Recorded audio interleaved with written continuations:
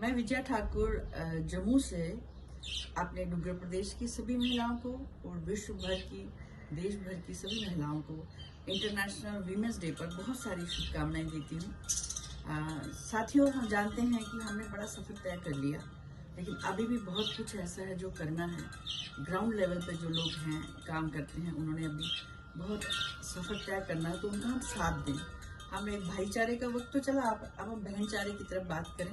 हम सबका साथ, सबका विकास के नारे को सार्थक करते हुए सभी का साथ दें, एक दूसरे का साथ दें और इस दिन का, जिसलिए ये दिन मनाया जाता है, उस चीज़ को सार्थक कर पाए।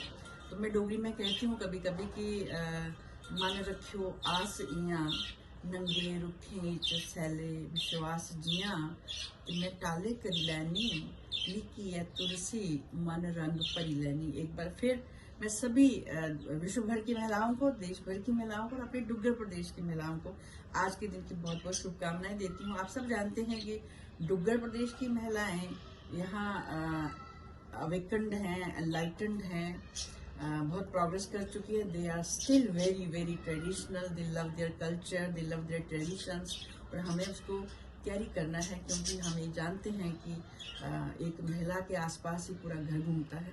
तो उसको बरकरार रखने के लिए हमें ट्रेडिशन से भी प्यार करना है, और हाँ, साथ ही साथ हमें आदि आबादी जो है उसकी आवाज़ को सुना जाए, सुनी जानी चाहिए भी, सुनी जाती भी है, तो उस पर भी ध्यान देना है। सब लोगों को बहुत बहुत शुभकामनाएं।